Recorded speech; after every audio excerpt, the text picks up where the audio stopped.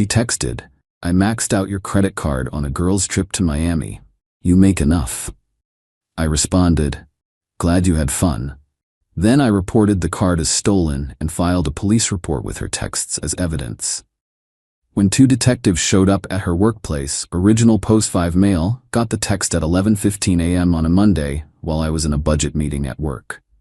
My girlfriend Brianna, 29, had borrowed my backup credit card for emergencies when she started her new job 3 months ago. We'd been together 2 years, living together for the last 8 months in my condo. The text, "Hey babe, had the best weekend in Miami with the girls. Maxed out the card but you make enough lol. Love you." Attached were photos, bottle service at some club, designer shopping bags, first-class plane seats, her and 3 friends popping champagne on a yacht. I stared at my phone under the conference table. The card had a $15,000 limit, my emergency card, for actual emergencies. My response, "Glad you had fun." She sent back heart emojis and, "You're the best." I excused myself from the meeting, went to my office, and pulled up the credit card app. $14,847.23 in charges over 3 days. Nobu Miami, Louis Vuitton, 4 Seasons hotel suite, yacht rental, Dom Perignon at multiple clubs. Here's the thing about Brianna. She made $42 a year as a marketing coordinator. Lived paycheck to paycheck, always talking about manifesting abundance and living her best life. I made decent money as a software engineering manager, but I'm not funding anyone's Instagram fantasy.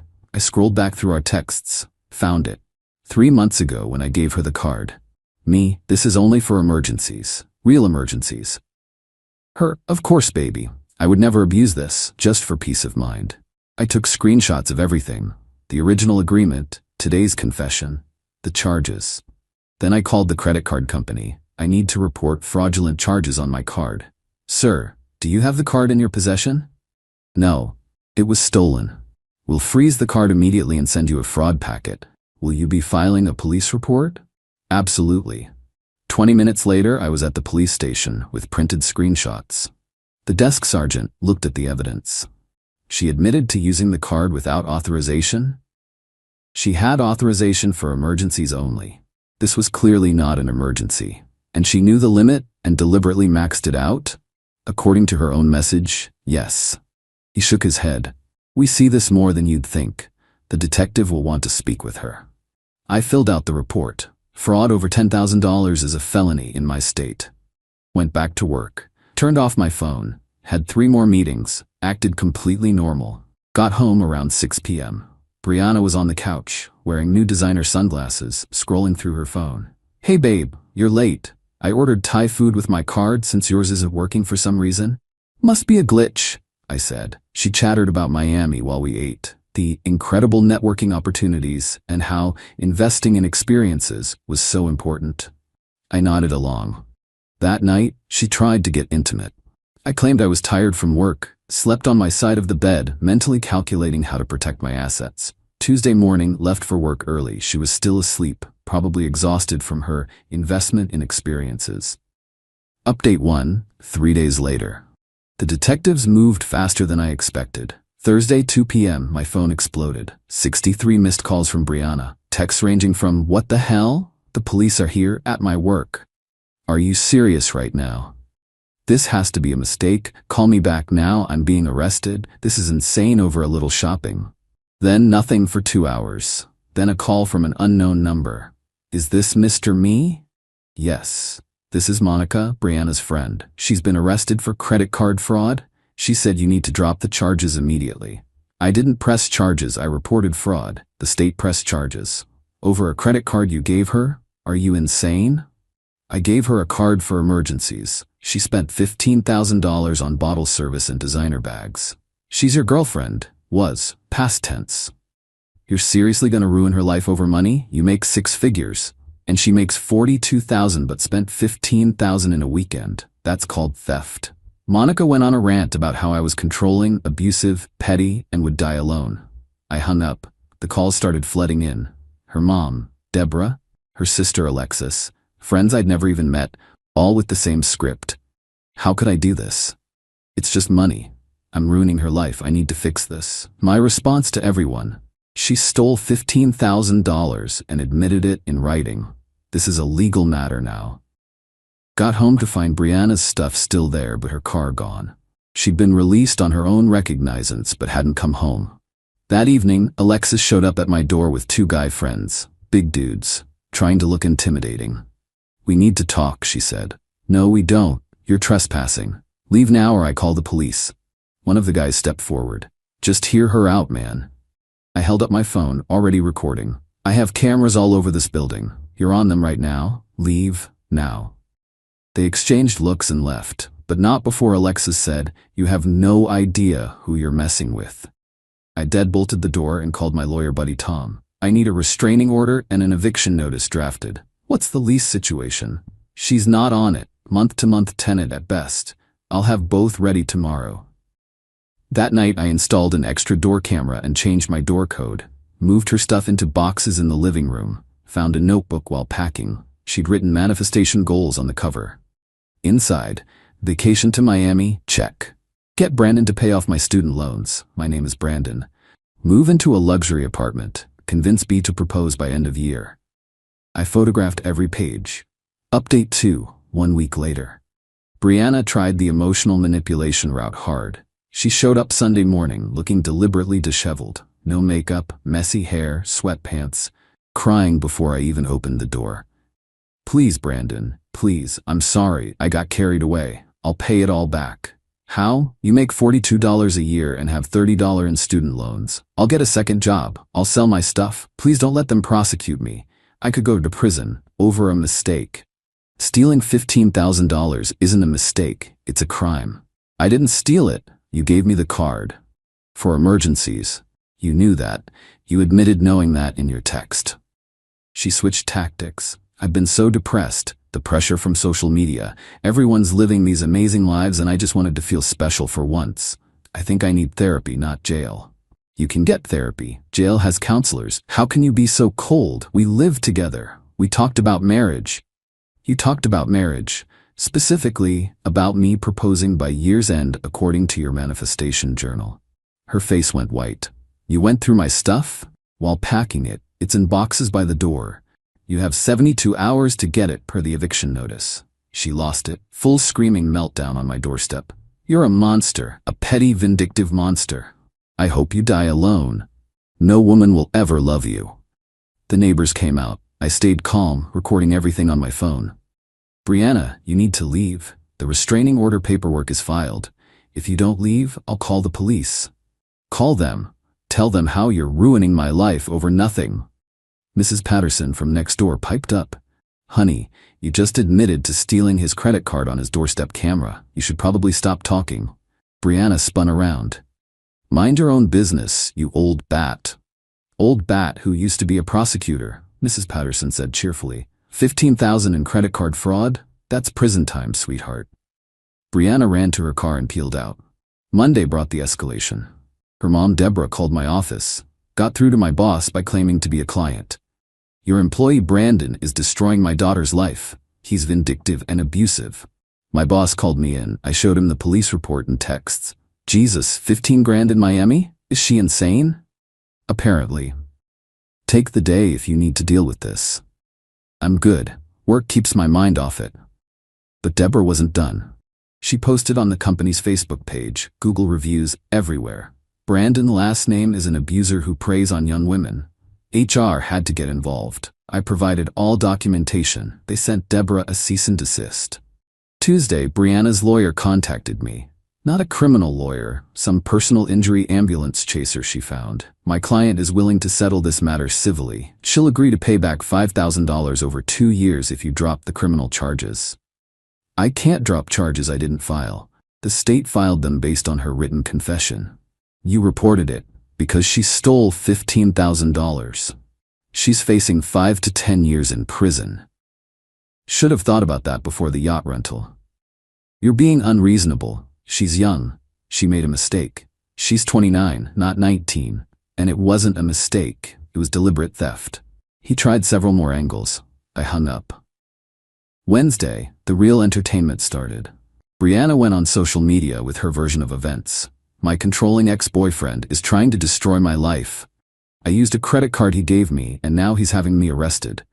This is what happens when you date insecure men who can't handle successful women living their dreams. Abuser, narcissistic abuse, toxic masculinity. The comments were mixed.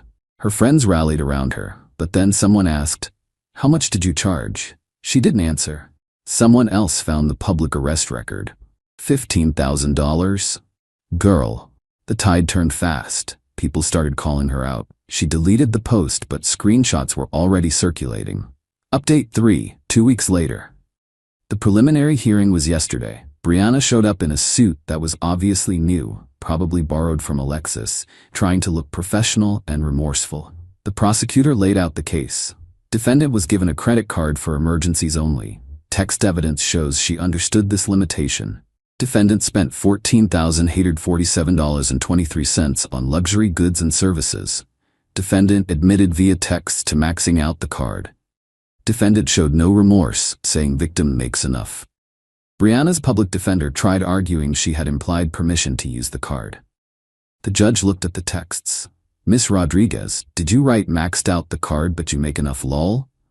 "Yes, but..." "Did Mr. Me give you permission to spend $15,000? "Not explicitly, but it's a yes or no question." "No." "Did you believe this was an emergency expense?" "I was having a mental health crisis."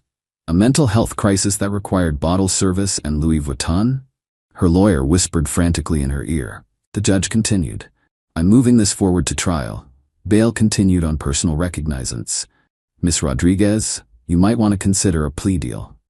Outside the courthouse, Deborah was waiting with a gaggle of Brianna's friends. "They tried to approach me.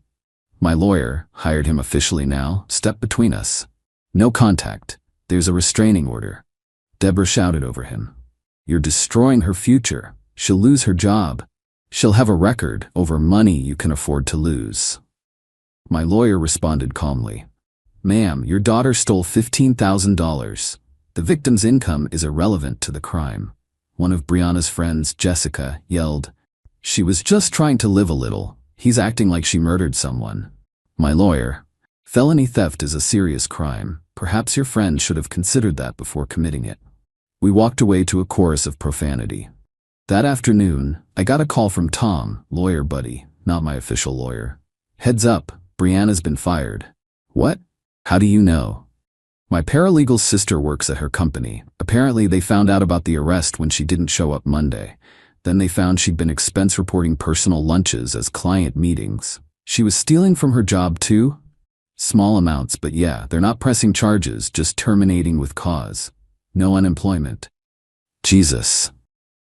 Gets better. Remember the yacht rental? She put it on the card but told her friends you were paying. They're now expecting her to pay them back for their shares. How much? About $3,000. They're threatening small claims court. I couldn't help but laugh. The house of cards was collapsing. Thursday, Brianna tried one last manipulation. She had Alexis text me. New number got around the block. "Bree tried to hurt herself. She's in the hospital. This is on you." I didn't respond, but I did call the hospital. No patient by her name. Called the local PD for a wellness check at Alexis's apartment. Officer called me back.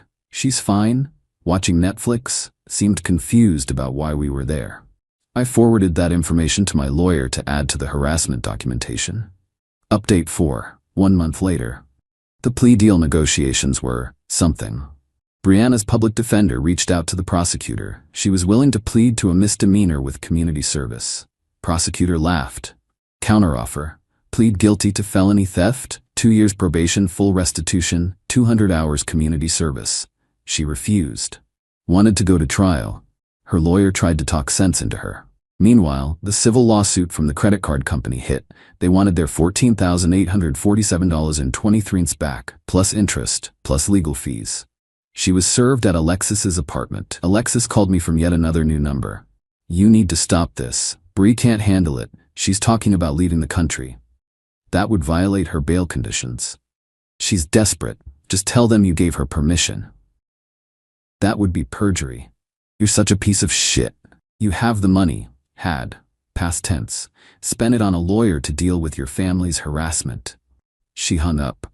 Next day, Brianna did something spectacularly stupid. She went on a podcast, some small empowerment podcast hosted by her friend Nicole. titled When Love Turns to Legal Warfare, My Story.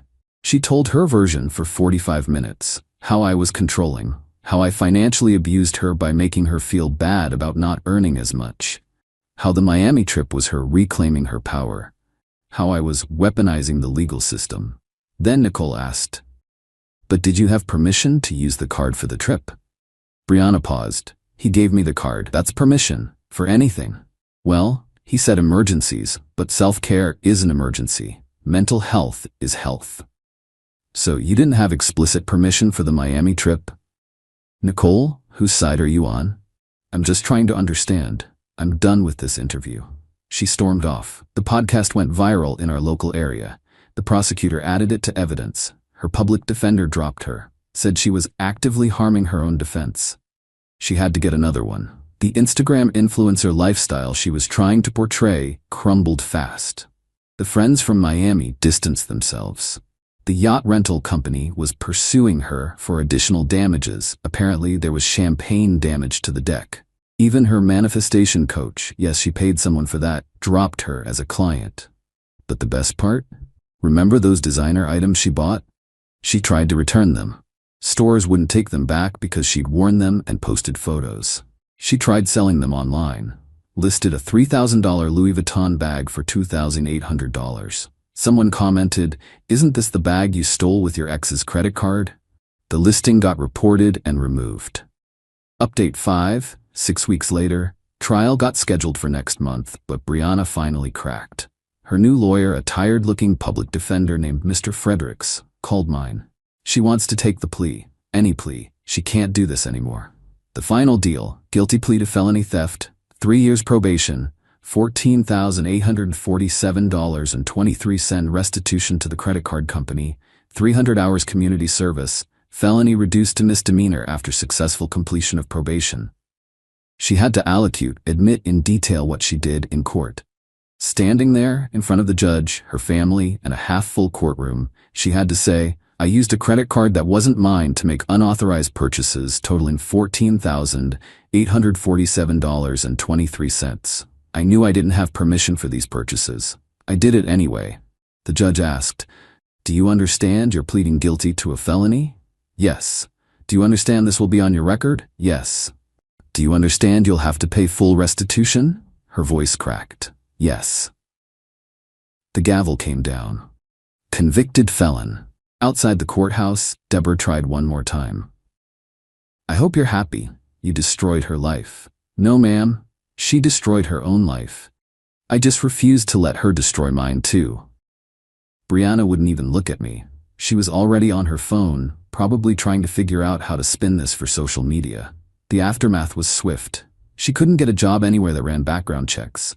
Had to move back in with Deborah, set up a payment plan for restitution. Anthony, $200 a month for roughly 6 years. Started her community service at a local food bank. The friends from Miami sued her in small claims court and won.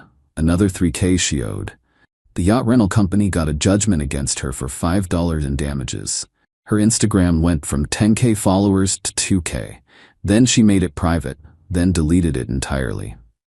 Final update, 3 months later. I thought I was done updating, but the final chapter is too perfect not to share.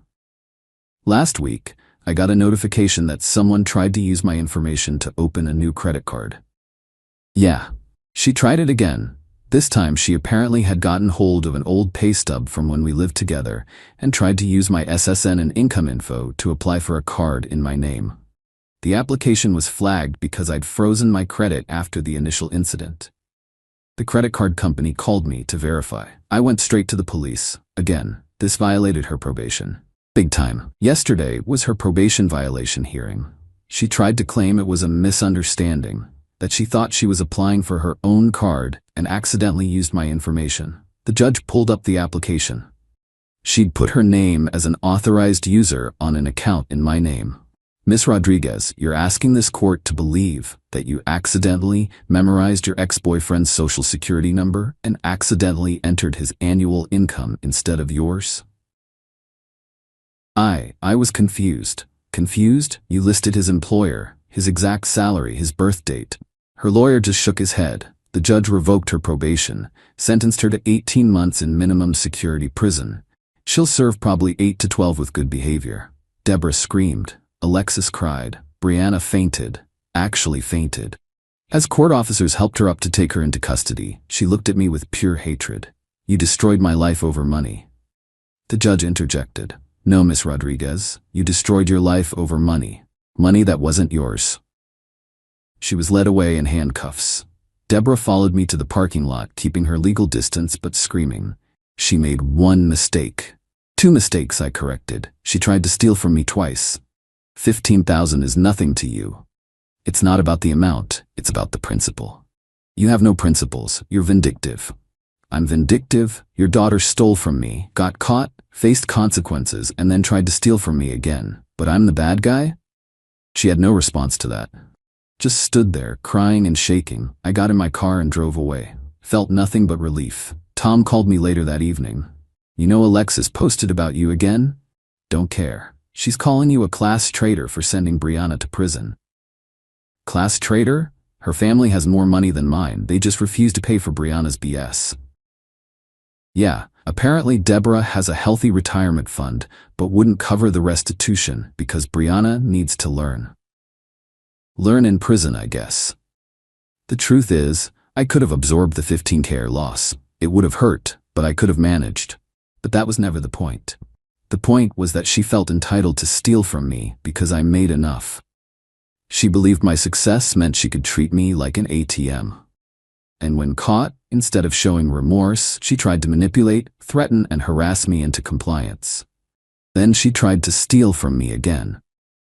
My new girlfriend, yes, already, met her at a cybersecurity conference, asked if I felt guilty about Brianna going to prison. No, I feel guilty. It took me 2 years to see who she really was. Would you do anything differently? Yeah. I'd have never given her the credit card in the first place. We're taking a trip to Costa Rica next month. Separate credit cards, separate rooms until we get more serious. Clear boundaries from day one. Brianna's friends still occasionally try to contact me through fake profiles. The messages range from calling me heartless to begging me to help with her commissary fund. I block them all. The credit card company sent me a letter. They're pursuing the criminal restitution through the court. I'll probably never see that money again, but that's fine. The 15K was worth the education. Expensive lesson, but learned. When someone shows you who they are, believe them. Entitlement doesn't go away, it escalates. You make enough is code for, I deserve your money. Never, ever give someone access to your finances unless you're married, and even then, be careful. Document everything.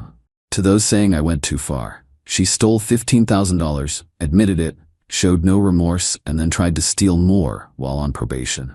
I didn't go far. The law did exactly what it's supposed to do. Brianna, if you're reading this from your minimum security cell, that manifestation journal you kept, you manifested this. Congratulations.